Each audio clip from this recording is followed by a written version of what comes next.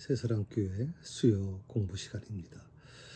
우리가 지금 요한복음 14장을 공부하면서 꽤 오랜 시간 공부한 것 같습니다.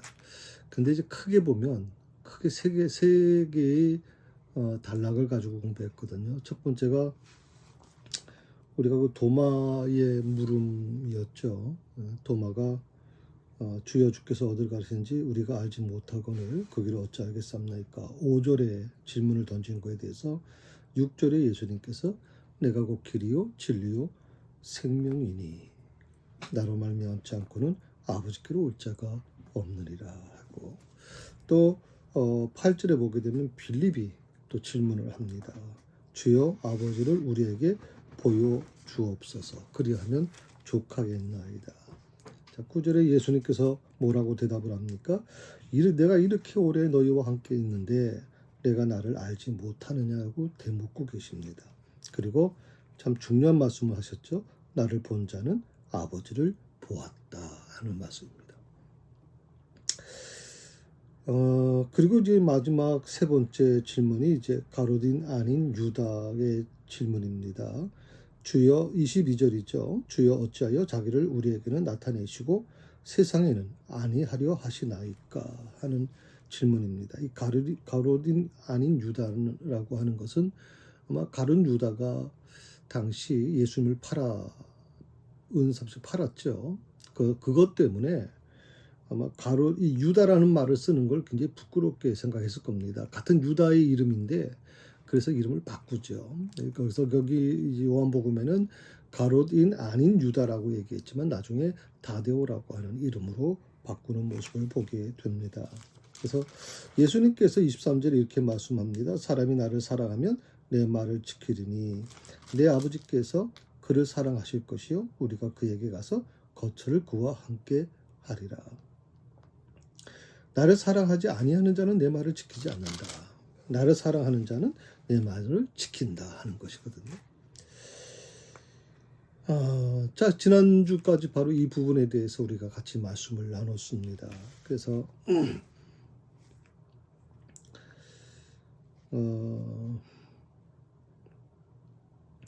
이 질문이 주는 사실 의미는 굉장히 좀 사실 크다고 저는 생각을 하는데, 이 질문이 오늘 우리에게 어떤 중요성을 가져다 주냐면 왜 제자들이 하나님의 영광을 세상에 드러내는 매개체가 되어야 하는가에 대한 답을 제공해 주는 내용이거든요. 우리가 하나님을 믿는다고 합니다. 그럼 나 혼자 열심히 잘 믿어서 기도 열심히 하고 말씀 열심히 보고 봉사 열심히 하고 헌금 열심히 드리고 그래서 나 혼자 나중에 천국에 가면 되는 거 아닌가. 남들이 어떻든 간에 내 믿음이 중요한 거 아니냐라고 생각하는 분들이 지금 우리 한국교회 교인들 대부분 그렇게 생각을 했습니다. 그런데 이 코로나19 사태를 통해서 우리가 얻은 교훈이 무엇입니까? 나 혼자 예수 잘 믿으면 된다는 게 아니거든요. 어떻게 보면 믿음의 공동체라고 하는 한 사람의 잘못으로 인해서 공동체가 무너질 수도 있고 한 사람에 의해서 공동체가 다시 살아날 수도 있는 이 사실을 우리가 이 코로나19 사태를 통해서 경험하고 있지 않습니까? 왜 우리가 그 힘든 가운데도 주일날 예배 드리면서 마스크를 쓰고 또 페이스 실드를 쓰고 그렇게 예배를 드리는 이유가 무엇일까요? 그건 간단합니다. 그것을 통해서 우리가 다시 한번 우리 자신의 모습을 돌아보기를 원하는 것이죠. 오늘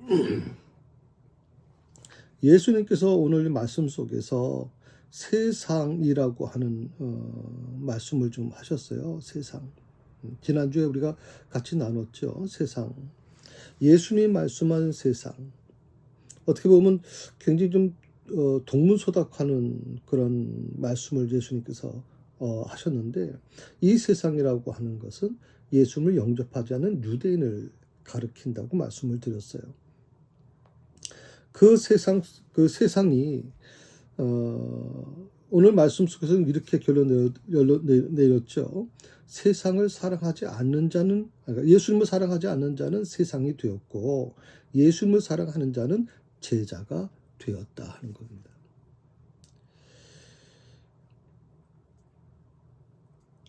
바로 그 부분에 대해서 지난주까지 계속 말씀을 드린 것이죠.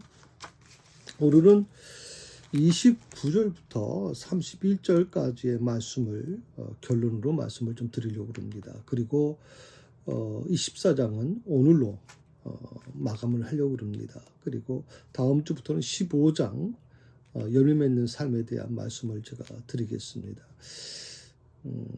근데 그 15가에 대한 교재는 우리가 잘 아시는 것처럼 교회 홈페이지에 올려놓겠습니다. 그리고 또 주일날 또 교회에 오셔서 받아가시면 됩니다.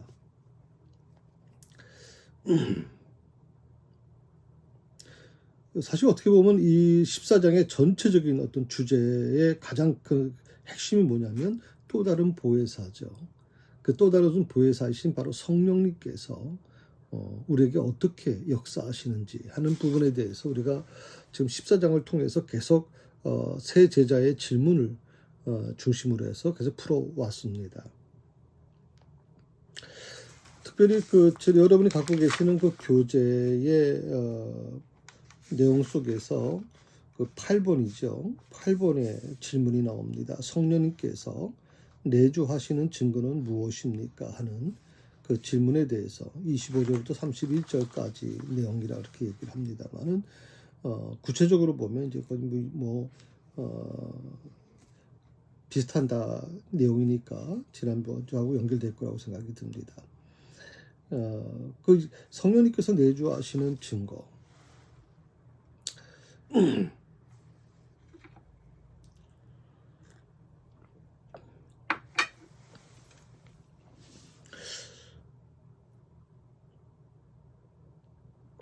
그 약속은 분명하죠. 예수님께서 평안이라고 하는 부분을 말씀하셨거든요. 그래서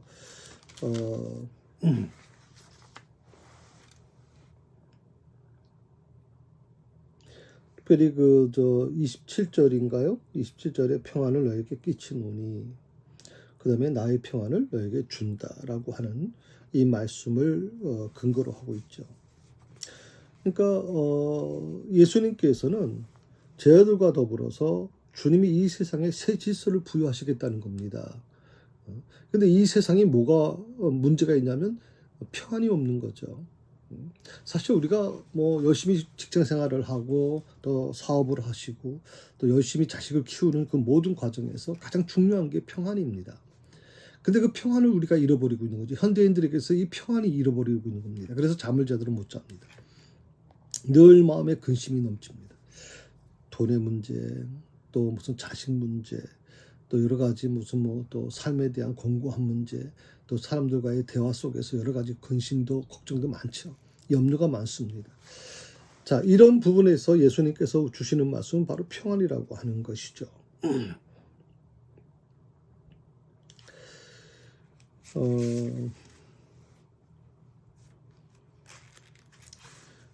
사실 하나님이 사람으로 세상에 왔다가 십자가에 달려 죽는다는 거, 사실 누가 이걸 믿을 수 있겠습니까? 사실 어느 누구도 이거 믿기 어려운 부분이죠. 어떤 사람은 그렇게 얘기할 겁니다. 말도 되지 않는 소리다. 말도 안 되는 소리다. 이렇게 얘기하는 분도 있을 겁니다. 사실 기독교는요, 불교나 다른 종교하고 달라서 사실 이런 부분들은 굉장히 이성적이고 특히 인문학에 무장되어 있는 이 젊은이들에게 참 받아들이기 힘든 부분들입니다. 그런데 오늘 이 부분은 믿음의 문제를 논할 때 굉장히 중요한 부분이라고 저는 생각을 하거든요. 그래서 예수님께서 아마 이 부분을 굉장히 강력하게 말씀하신 이유 중에 하나가 뭐냐면, 그러니까 가론이 아닌 유다의 질문 속에서 왜 어째요 당신 자신을 우리에게는 나타내시고 세상에는 나타나지 않습니까? 아니하십니까? 라고 하는 이 물음에 대해서 예수님께서는 바로 이 부분에 대해서 설명해 주고 계시는 거거든요. 어차피 이 세상이 십자가에 달려 죽으시는 예수님을 이해하려고 할 수는 없을 거라는 거죠. 받아들이기 힘들 거라는 걸 예수님이 너무나도 잘 알고 계신 거죠. 그래서 일이 일어나기 전에 예수님께서는 반복해서 단단하게 일러주지 않으면 안 될 사안으로 오늘 이 말씀을 택하신 것 같아요. 그래서 예수님께서는 그 믿을 수 없는 일을 믿게 하시기 위해서 제 아들을 가르치고 계시다고 봅니다. 29절의 말씀을 한번 보실까요? 29절 한번 같이 읽어봅니다. 성경 여러분, 요한복음 14장 29절입니다. 이제 일이 일어나기 전에 너에게 말한 것은 일이 일어날 때 너희로 믿게 하려 함이라. 예수님께서 지금 말씀하고 계시는 거거든요.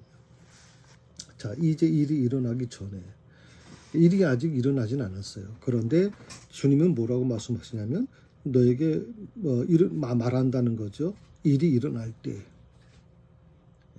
일은 반드시 일어난다는 거죠. 이 일이 뭡니까?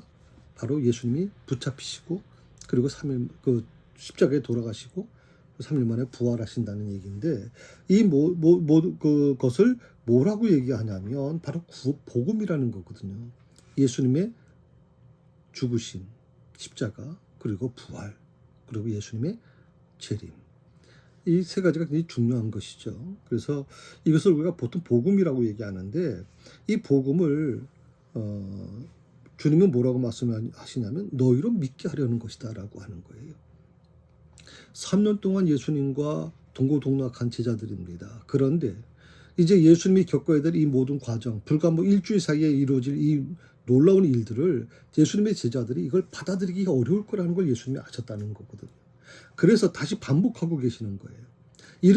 아직 일어나지 않았지만 곧 일어날 일, 예수님의 그 십자가 사건, 붙잡혀서 고통당하시고, 그리고 십자가 면류관을 쓰시고 온몸에 피투성이가 되시고, 그리고 십자가에 달려 돌아가시는 이 모든 과정에 대해서 바로 너희로 하여금 믿게 하려는 것이다 라고 말씀하고 계시는 거예요. 이 복음을 제자들이 믿어야만 했었고요. 그리고 이 복음을 우리도 믿어야 돼요. 믿는 자는 다 이것을 받아들여야 됩니다. 그래야만 살 수 있다는 거거든요. 믿을 수 없는 일을 믿는 사람, 성경은 이런 사람이 복 있는 사람이다, 복된 사람이다 하는 것을 말씀하고 계세요. 하나님의 구원, 은혜 아래 있는 사람이라는 거예요.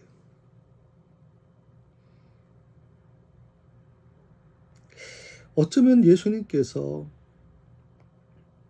제자들에게 다시 반복해서 당부하시는 이 모습을 보게 되면 주님의 마음속에는 지금 시간이 얼마 없다고 생각하신 거죠.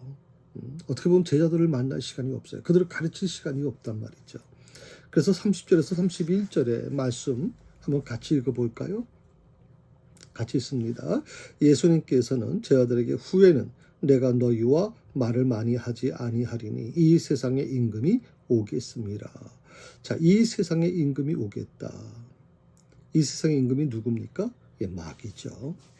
그러나 그는, 마귀는 내게 관계할 것이 없다. 예수님에게 관계할 것이 없습니다. 오직 내가 아버지를 사랑하는 것, 그리고 아버지께서 명하신 대로 행하는 것을 세상이 알게 하려 함이로라. 예수님이 십자가 지시는 이유가 바로 그 부분일 겁니다. 예수님이 십자가를 지시고 그리고 무덤 속에 들어가는 그 과정까지는 마치 사탄이 이긴 것 같죠. 마귀가 이긴 것 같습니다. 마귀 세상이 된 것 같습니다. 그런데 거기서 예수님은 중요한 얘기를 하고 계시는 거죠. 내가 아버지를 사랑한 것과 그리고 아버지께서 명하신 대로 행하신 것을 세상이 알게 하려 함이라.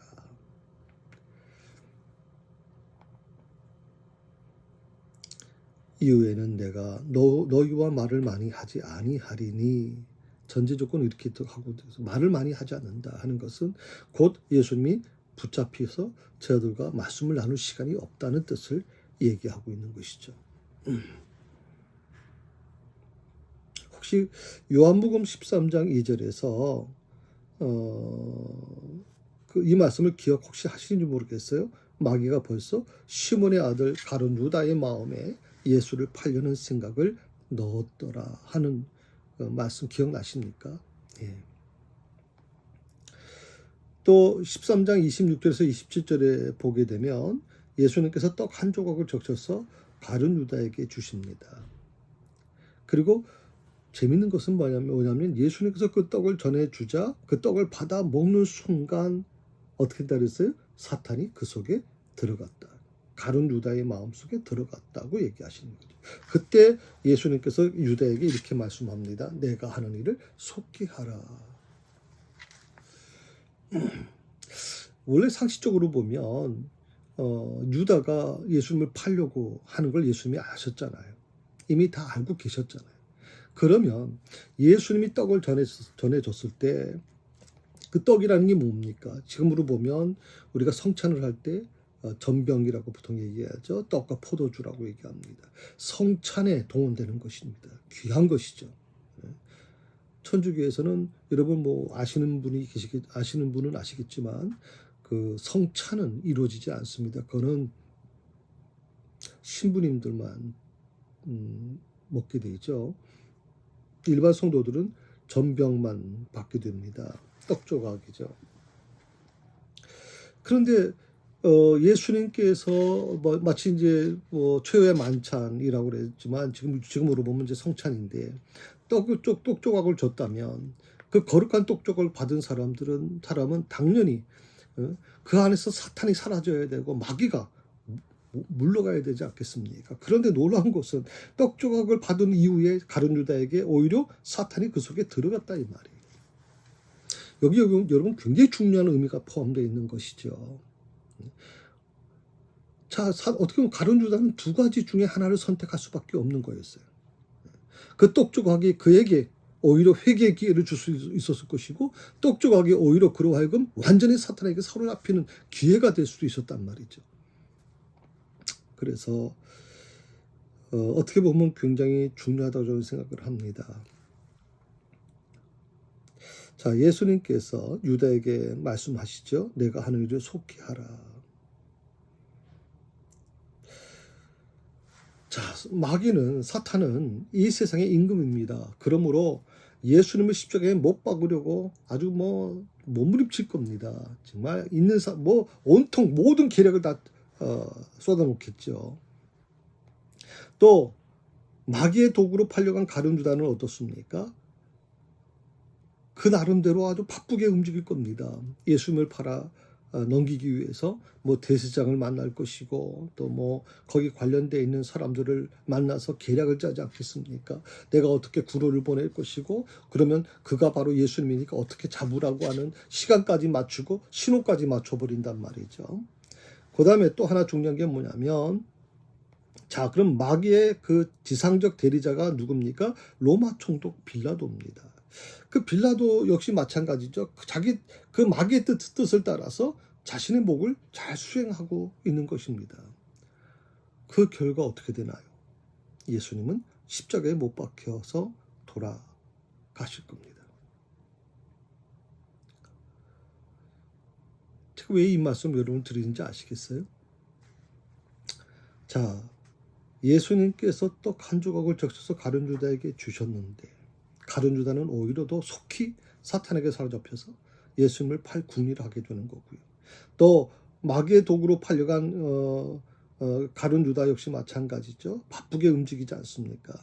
또 마귀의 지상적 대리자인 로마 총독 빌라도 역시 예수님을 결국에는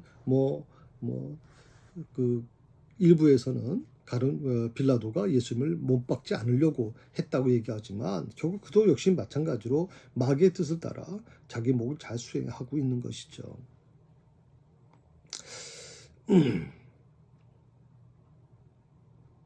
세상적인 관점에서 보게 되면 사실은 마귀가 이긴 것이죠. 왜? 예수님은 그 마귀의 뜻대로 결국 십자가에 달려 돌아가실 수밖에 없었고 자기 백성들에게 버림받을 수밖에 없었지 않습니까?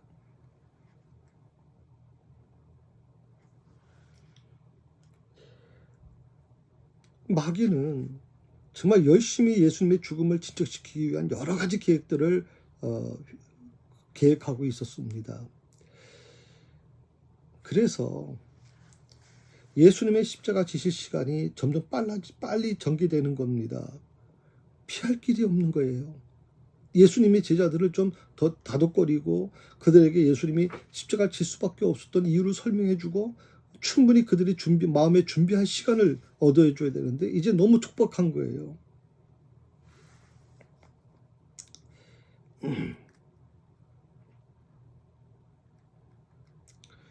그러니까 믿음이라는 것이 모든 문제의 열쇠다라고 생각하는 분들이 계시는데, 사실 이 믿음이라고 하는 것, 신앙생활이라는 것이 얼마나 지금 어떻게 보면 혼란스러운 부분이 존재하고 있는지를 우리가 보고 있지 않습니까? 제가 오늘도 우리 용천노회가 오늘 개회됐습니다. 거기서 목사님들을 여러 분 만났거든요. 이제 코로나19로 인해서 노회도 원래 7시 정도까지, 7시 넘어서까지도 지금 회의가 진행됩니다. 그런데 오전만 하는 걸로 하고 식사도 제공되지 않았고 여러 가지 불편함이 많이 있었습니다. 목사님들하고 좀 잠깐 쉬는 시간에 얘기를 나누다 보니까 어느 목사님이 우리는 예배를 한 번도 쉰 적이 없다. 또 식사도 계속 제공했다. 이렇게 얘기를 합니다. 물론 참 어떻게 보면 대단하신 분이죠. 대단합니다. 근데 그 목사님이 나중에 그 말씀하시고 나서 마지막에 이런 말씀을 합니다. 그런데 그것은 못마땅하게 생각해서 교인들 중에 많은 분들이 교회를 떠났다 하는 얘기를 또 합니다. 그러면서 믿음 있는 것과 믿음 있는 것처럼 보였던 분들이 정말 이 코로나 사태 이후에 굉장히 교회에서 멀어지고 예배 참석하지 않고 이런 부분에 대해서 얘기를 좀 하시더라고요. 자, 이 믿음의 문제에 대해서 우리는 지금 절대적인 걸 갖고 있었거든요. 예배, 주일 성수, 11조, 정말 절대적인 거죠. 그런데 이 부분이 코로나19 사태로 인해서 지금 절대적이지 않을 수 있다는 것이 우리에게 지금 문제 제기되고 있거든요. 교회 오지 않아도 가정에서 예배 드리면 되는데, 헌금 현장 예배를 못 드리니까 온라인으로 붙인다는 게 불편하니까 그럼 헌금 나중에 드리지 뭐. 이런 부분들이 점점점 우리가 일상생활화되기 시작하면서 지금 우리 믿음의 문제가 옛날 과거에 우리가 갖고 있던 모든 믿음의 선진들이 갖고 있던 부분들이 흔들리기 시작하고 있어요. 자, 어떻게 하면 좋을까요?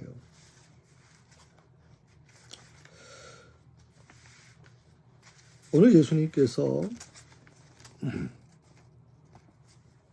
마지막으로 제자들에게 남기실 중요한 말씀을 잊지 않고 계십니다. 그게 뭐냐면 30절에 있는 말씀인데요. 그러나 그는 내게 관계할 것이 없다 하는 말씀이에요. 관계할 것이 없다. 이 그라고 하는 존재는 이 세상의 임금인 바로 이 마귀를 얘기하고 되죠. 자, 이 말씀을 이렇게 이해할 수 있습니다. 한 세 가지로 말씀드릴 수 있는데, 첫 번째가 마귀가 예수님에 대해서 아무런 권세도 갖지 못했다라는 것을 얘기해 주고 있는 것이죠.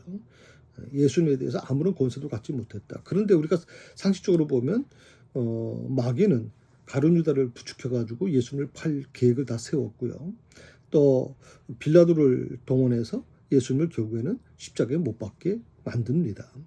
그 마귀는 이 세상의 기준을, 이 세상의 어떤 원칙대로 다 했습니다. 그런데 놀라운 것은 오늘 주님께서 말씀하신 것은 그러나 그는 내게 관계할 것이 없다고 말씀하시는 겁니다. 마귀가 자기 세상인 것처럼 정말 드세게 움직이지만 그러나 마귀가 예수님에 대해서 아무런 권세도 갖지 못한다고 분명히 말씀하고 계시는 거고요. 두 번째로 그는 내게 관계할 것이 없다라고 하는 이 두 번째 말씀은 마귀의 이 지상의 대리자인 로마의 권력도, 다시 말하면 빌라도의 그 권력도 예수님에게 아무런 영향력을 행사할 수 없다고 하는 겁니다. 빌라도가 마치 자기가 예수님을 십자가에 못 박으라고 내준 걸로 생각을 해요. 왜? 빌라도가 그렇게 얘기하지 않습니까? 내가 너희 생명, 목숨을 취할 수 있는 권한도 있다. 살릴 수 있는 권한도 있고 취할 수 있는 권한도 있다라고 얘기하지 않습니까? 그런데 그런 부분에서 권력이라고 하는 것을 가지고 예수님을 엇박하죠. 요즘도 마찬가지입니다. 왜 사람들이 이 권력을 쥐고 싶어 합니까? 왜 사람들이 국회의원의 대통령의 목을 겁니까? 그 이유가 이 권력이라고 하는 것입니다. 이 권력에 한번 맛을 들이면 이게 쉽지 않아요. 굉장히 어렵습니다. 아마 이 로마의 권력을 쥐고 있는 이 빌라도도 예수님을 보면서 아마 가소롭게 생각했을 겁니다. 내가 너희 목숨을 구할 수도 있고 죽일 수도 있어. 저들이 요구하는 대로 십자가에 내줄 수 있어. 라고 하는 이 고난을 자기가 갖고 있다고 생각할지 모르지만 오늘 말씀 속에서 예수님께서 하신 것은 내게 관계할 것이 없다라고 하는 말씀은 로마의 권력도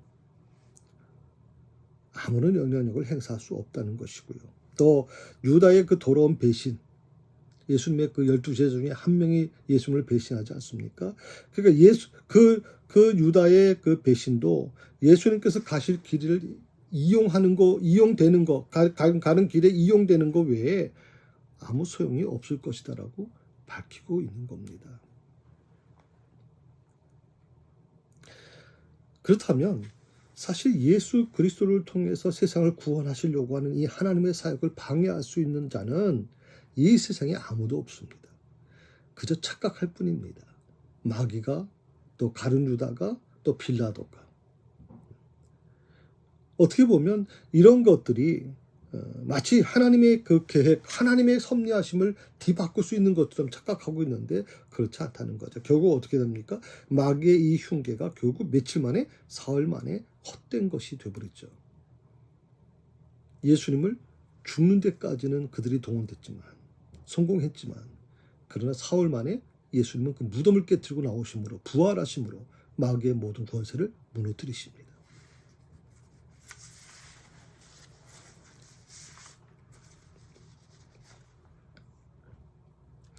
예수님은 하나님의 아들이시거든요.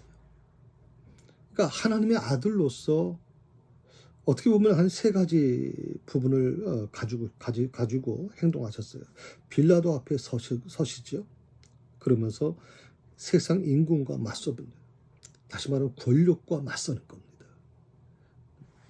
분명 예수님께서 빌라도에게 이런 말씀하셨습니다. 내가 누구냐라고 말씀하셨을 때, 물었을 때 예수님께서 내 나라는 이곳이 아니라 하늘나라라고 말씀하셨죠. 이 땅에 있는 곳이 아니다라고 말씀하셨잖아요. 두 번째로 예수님은 하나님의 아들로서 십자가에 달리심으로써 오히려 온 세상 위에 참 왕으로 올라서셨다는 거예요. 십자가를 지심으로 패배가 아니라 오히려 그것이 세상의 왕으로 올라서는 기회가 됐다는 거고. 세 번째로 예수님은 하나님의 아들로서 십자가에서 죽으셨다가 다시 살아나심으로써, 부활하심으로써 모든 악과 거짓과 사망 권세에 대하여 승리하신 것임이 온 천하에 알려지게 되죠. 그리고 그 뒤따라 하신 말씀의 뜻이 바로 31절에 나오는 말씀이에요. 같이 읽어볼까요?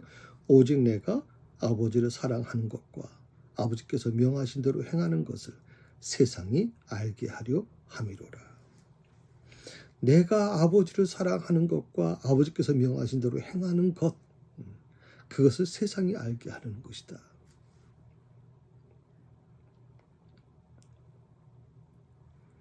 만약에 제자들에게 예수님께서 남은 시간 동안에 최선을 다해서 가르치지만 그럼에도 불구하고 못 알아듣는다면 이제는 보혜사 성령, 또 다른 보혜사이신 성령께서 오셔서 이 모든 예수님의 가르침을 가르쳐 주실 것이라는 거예요. 그리고 예수님께서 그들에게 말씀하신 모든 것을 생각나게 하실 것이다. 이제 예수님께 남은 게 무엇입니까? 십자가를 지는 겁니다. 죽으시는 겁니다. 오늘 본문 마지막 말씀인 일어나라 여기를 떠나자 하신 것은 그래서 하신 말씀이라고 생각이 듭니다. 그런데 오늘 27절의 말씀을 보게 되면 예수님께서 이런 말씀을 주세요. 20절을 한번 같이 읽어봅시다. 평안을 너에게 끼치노니 곧 나의 평안을 너에게 주노라. 내가 너에게 주는 것은 세상이 주는 것 같지 아니하니라. 너희는 마음에 근심하지도 말고 두려워하지도 말라. 나의 평안을 너에게 준다. 내가 너에게 주는 것은 세상이 주는 것 같지 않다. 자, 세상이 주는 게 무엇입니까? 세상이 말하는 평안. 화평? 세상에 말하는 뭐가 또 있을까요?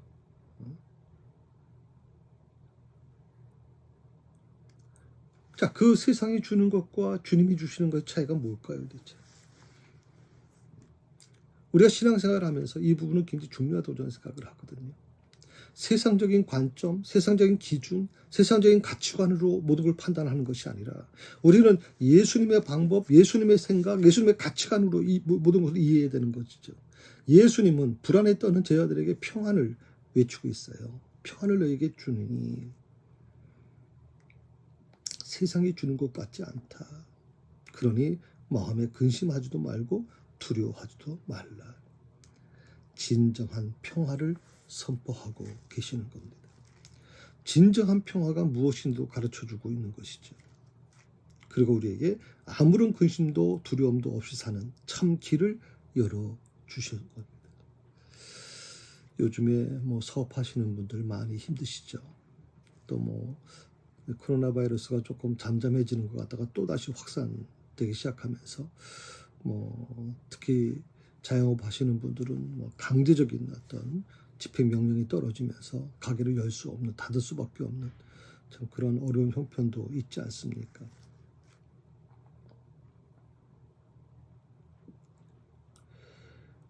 그런데 오늘 주님께서 말씀하시는 것은 뭐냐면 그러다 보니까 어떻게 보면 우리의 마음에 근심도 있고 두려움도 있고 염려도 있고 왜 없겠습니까? 많죠. 앞으로 어떻게 살아야 되나?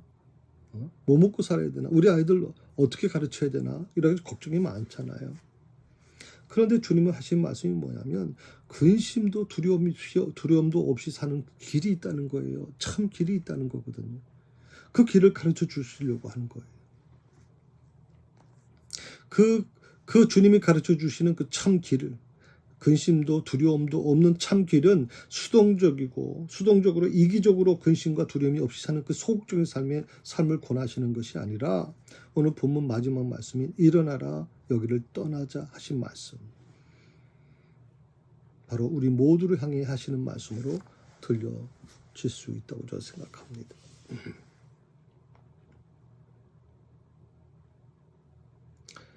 이 말씀은 이렇게 다시 해석할 수 있을 거예요. 예수님을 통한 하나님의 세상 구원의 역사를 방해하려고 하는 이 마귀의 계획들, 또 이 세상의 모든 악한 세력들, 그들이 펼치는 중상과 모략과 비난과 음해와 죽음의 공격 앞에서 근심과 두려움에 쌓여 주저앉아 있지 않고 일어나 그에 맞서 당당히 싸우러 나가라는, 어떻게 보면 이 시대에 우리에게 주시는 주님의 명령으로 받아들일 수 있다고 생각합니다. 일어나라, 여기를 떠나자. 어떻게 보면 지금 우리 기독교는 위기에 와 있습니다. 한국교회 지금 위기를 맞았습니다. 지금 굉장히 심각합니다. 교회에 대해서 물론 세상에서는 신천지와 교회를 구분하지 못하니까 물론 그럴 수 있겠죠. 그러다 보니까 믿지 않는 남편을, 믿지 않는 자녀를 두신 우리 성도님들은 정말 이 기간 동안에 참 많이 힘들 거라고 생각이 듭니다. 왜? 여러 가지 이 마귀의 역사가 굉장히 강하게 나타납니다. 하나님께서 세상을 구원하시려고 하는 이 부분에 대해서 어떻게든지 방해하려고 하거든요. 그리고 이 세상의 악한 세력들, 정말 악하죠. 어떻게든지 기독교를 하여튼 흠집 잡으려고 그러고 어떻게든지 기독교를 증상하고 모략하고 비난하고 음해하고 공격합니다. 자, 이런 근심과 두려움에 쌓여서 정말 어떻게 보면 주저앉고 싶을 때가 많이 있는데 주저앉아 있지 말라는 거예요. 일어나서 당당하게 그에 맞서 싸우라고 하는 거거든요. 일어나 여기를 떠나자 하는 말씀은 바로 그렇게 이해할 수 있는 것입니다.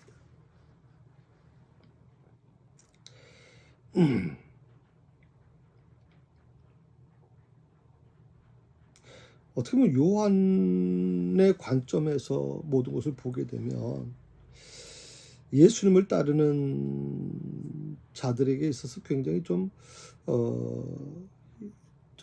어려움이 많이 아마 있었을 거라고 생각을 하거든요.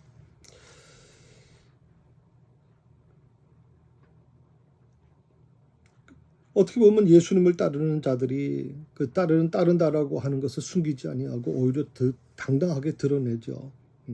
그러므로 인해서 하나님의 영광이 나타나게 되지 않습니까? 고난은 받지만 그걸 통해서 하나님의 나라가 확산되어가는 모습을 보죠. 그런데 베드로는 어떻습니까? 신분을 숨기려고 하죠. 나타내려고 하지 않습니다. 결과적으로 어떻게 됩니까? 결국 마귀의 도구가 되는 거죠. 오늘 예수님께서 일어나 여기를 떠나자고 말씀하시는 것은 적극적인 신앙으로 서라는 겁니다. 두려워하지 말라는 것이거든요. 어차피 너희의 삶이 정말 이 세상은 어떻게든지 악한 세력들이 너희를 증상하고 모략하고 비난하고 음해하고 공격할 텐데 죽음까지도 너희를 공격할 텐데 그럼에도 불구하고 너희들이 근심하고 두려워하지 않아야 되는 이유가 뭐냐? 당당하게 주저앉아 있지 마라. 일어나라. 다시 당대에 싸우러 나가자고 하는 말씀을 주시는 거거든요. 주님을 부인하고 하나님을 모독하고 주님 몸된 교회를 핍박하고 그리스도인들을 적대하게 정말 하나가 되어가고 있는 모습들이 지금 우리 사회의 모습이라고 저는 생각해요. 악한 세력들이 더욱더 기승을 부리고 있어요. 어떻게 보면 정상적인 사람들, 선한 사람들, 그 사람들이 오히려 전혀 힘을 쓰지 못하고 있어요.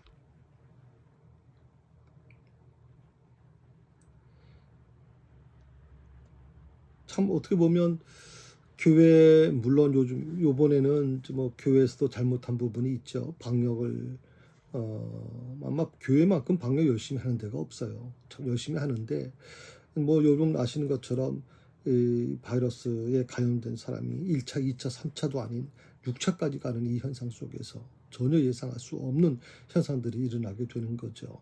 그들과 접촉했던 사람이 또 만나게 되면 그 본인도 모르는 사이에서 교회 집회에 참석했다가 교회가 감염되는 경우도 있고. 근데 사실 교회는 예배 안에서 감염되는 경우는 거의 없고요. 이번에도 결국 뭐 성령 공부, 소그룹 성령 공부나 뭐 세미나에서 일어난 문제 아니겠습니까? 아무튼 이런 부분에 있어서 정말 주의 몸된 교회가 참 많이 힘들어져 가고 있습니다. 특별히 가룟인 유다처럼 교회 안에 뭐 교회 밖에서 그렇다는 거는 뭐 그럴 수 있다고 그러지만 교회 안에서조차도 세상과 야합하는 배신자들이 막 넘쳐나고 있단 말이죠.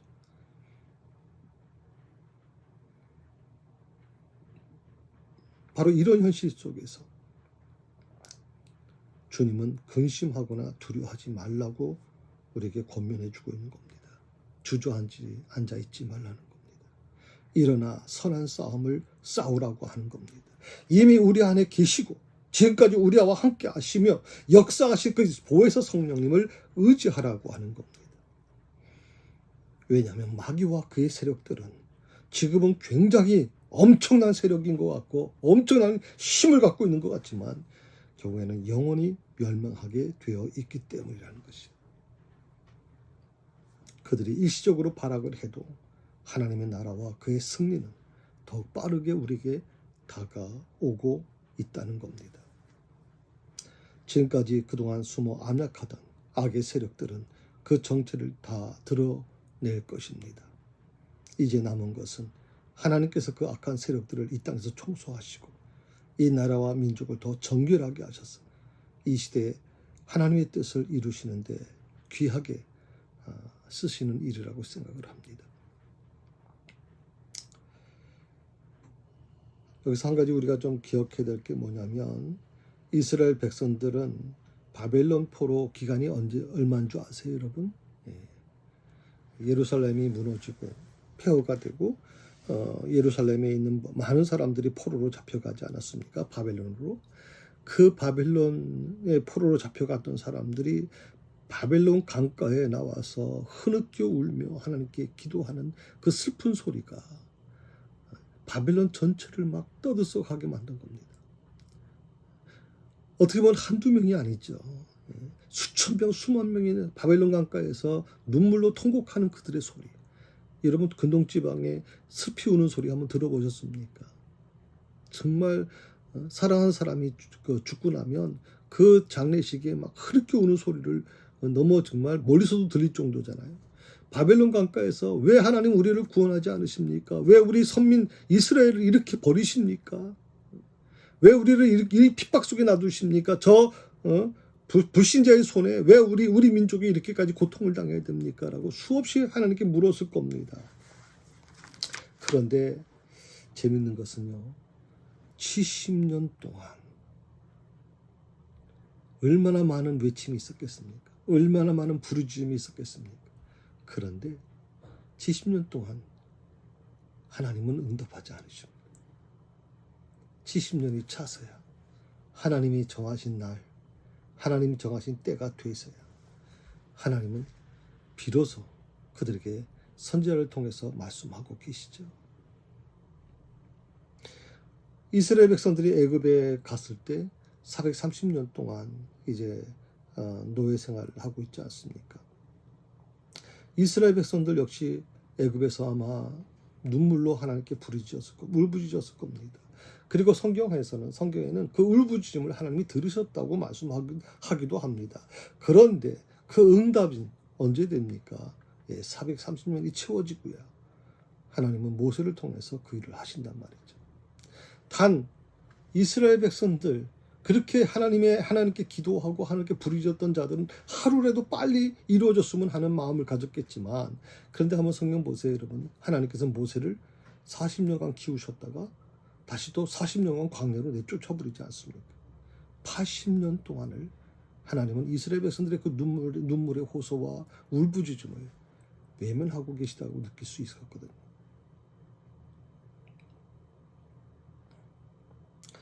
저는 이 코로나 바이러스가 언제 끝날 것인가, 사실 그 장담하기는 어려울 거라고 생각이 듭니다. 하나님의 때, 하나님께서 정하신 날이 되기 전까지는 어쩌면 지금보다도 더 힘들 수도 있을 것이고, 또 교회가, 또 우리의 믿음이 여러 가지 흔들릴 수도 있을 거라고 생각이 듭니다. 그러나 한 가지 분명한 것은, 저는 이 코로나 바이러스, 19 바이러스가 바로 이 타작마당과 같아서 교회 안에 신앙을 걸러내는 작업을 하게 될 것이다. 교회를 거르는 작업을 할 것이다. 무엇을 위해서 예배를 드렸는가? 무엇을 위해서 봉사를 해왔는가? 무엇을 위해서 직분을 받았는가? 누구를 위한 예배냐? 누구를 위한 봉사냐? 누구를 위한 직분이냐? 하는 것에 대해서 우리가 좀 심각하게 다시 한번 묻게 될 것입니다.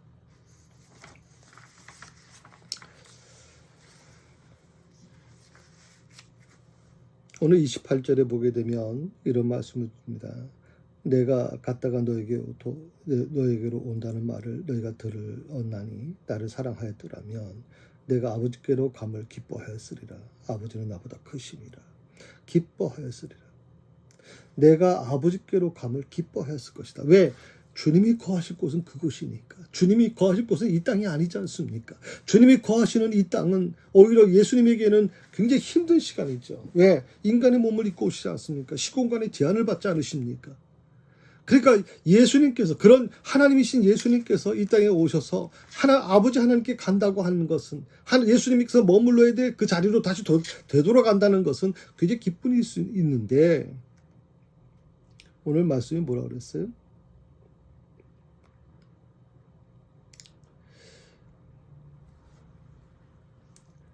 제자들이 그런 부분에 대해서 여러 가지 확신을 갖지 못하는 부분에 대해서 얘기하고 있는 것이죠. 이 말씀은 어떻게 보면 제자들의 사랑이 요구되는 수준까지 도달하지 못했음을 보여주고 있는 것입니다. 어떻게 보면 제자들은 지금까지도 계속 그런 것에서 머물러 있는 것 같아요. 마태복음 20장 20절에 보면 자신들의 욕구를 충족시켜줄 메시아를 찾고 있었던 것이죠. 누가 더 높은 자리에 앉을 것이냐, 누가 더 오른쪽에 앉고 왼쪽의 자리를 누가 차지할 것이냐, 권력이라는 것에 탐했던 이 제자들 아닙니까? 그러다 보니까 그 자신들의 욕구를 충족시켜줄 메시아, 그 메시아가 바로 예수님이 되기를 원하는 것이죠. 근데 그 예수님이 자신들을 떠난다는 건 도저히 받아들일 수 없는 부분이겠죠. 바로 그 부분을 주님은 말씀하고 있는 것입니다.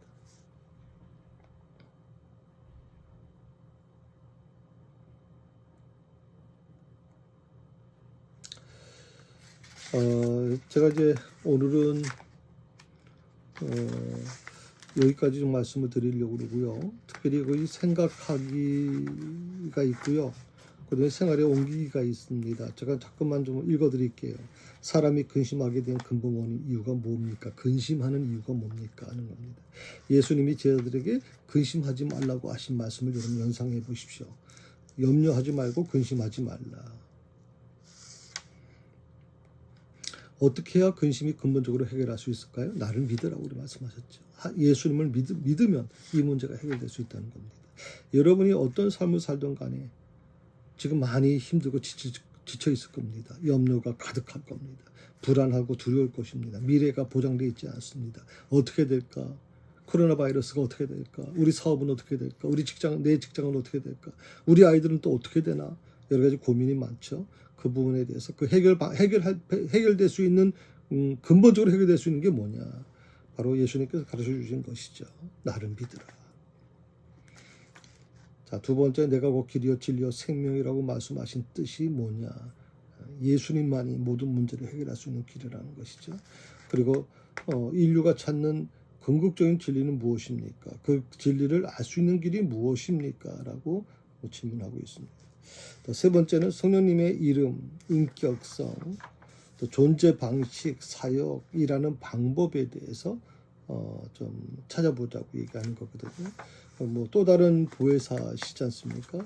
그 성령님의 사역이 어떤 것인지 그 부분을 여러분이 가지시면 좋겠고, 특별히 우리가 이 또 다른 보혜사로서 성령님을 우리가 다룰 때 그 성령님은 인격적이신 분입니다. 인격성에 대한 부분을 굉장히 제가 강조했습니다.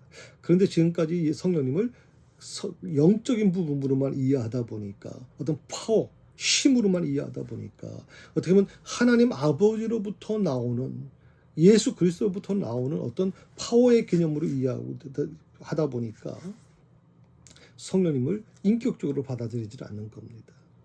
굉장히 저는 위험한 신앙이라고 생각하죠. 그 부분을 여러분 좀 염두에 두시고 보시면 될 것 같고요. 또 세 번째, 생활에 옮기기 하는 거. 또 질문이 이제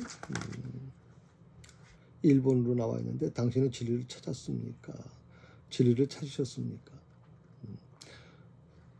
제가 고등학교 다닐 때 학교 정문에 이런 글이 있었습니다. 큰 그 돌에다가 진리가 너희를 자유케 하리라. 진리가 너희에게 자유를 주리라 하는 거거든요. 만약 우리가 진정으로 진리를 찾았다면 여러분의 삶은 아마 진정한 자유함을 경험하게 될 것입니다. 자유하는 사람에게는 불안도 두려움도 염려도 존재하지 않습니다. 누구도 누구를 의식할 필요도 없습니다. 왜? 자유하기 때문에. 그 자유가 이루어지기 위해서는 먼저 진리를 찾는 작업이 필요합니다. 오늘 그래서 질문에 당신은 진리를 찾았습니까? 다시 묻습니다. 여러분은 진리를 찾으셨나요? 진리를 어디에서 어떻게 찾고 있습니까? 진리를 찾은 당신의 소감은 무엇입니까? 하는 겁니다. 한번 자신에게 물어보십시오. 그리고 나는 진리를 찾았는지, 그 진리 안에 있는지, 그리고 그 진리 안에 진정한 자유함을 누리고 있는지, 그 속에서 진정한 행복을 찾고 있는지를 다시 한번 물으시면 좋겠습니다. 자, 오늘은 여기까지 하겠습니다. 지금 다음 주는 15과를 하겠습니다. 15장입니다. 15과의 15장, 21과를 아마 공부하게 될 것인데요. 그래서 특별히 우리가 잘 아는 말씀이죠. 요한복음 15장은 포도나무와 가지와의 관계 아닙니까? 그래서 이 말씀을 가지고 같이 우리 삶을 다시 조명해보는 시간을 갖도록 하겠습니다. 예, 기도하십시다. 감사합니다. 오늘도 주신 말씀을 묵상하고 이 말씀대로 살고자 합니다. 진리가 너희를 자유케 하리라 하셨습니다. 진리를 우리가 찾았는지, 내 안에 진리가 있는지, 그리고 그 진리 안에서 진정한 자유함을 누리고 있는지, 왜 나는 아직도 근심과 걱정에 매여 있는지, 왜 내 삶에 대해 아직 일어나지도 않는 것에 대해서 왜 그렇게 불안해하고 있는지, 주여, 이 코로나19 바이러스로 인해서 모든 것이 달라지고 있는 이 현상 속에서 우리가 진정한 믿음을 다시 회복하기 원하는데 그 믿음의 가장 기본은 바로 진리를 찾는 겁니다. 진리 안에 거하는 것입니다. 진리를 통해서 진정한 자유함을 경험해 나가는 것입니다. 그것만이 이 위기를 극복할 수 있는 거라고 믿습니다. 우리 새사랑교회 모든 성도들에게 그런 은혜를 허락해 주옵소서. 예수님의 이름으로 기도드립니다. 아멘. He is our great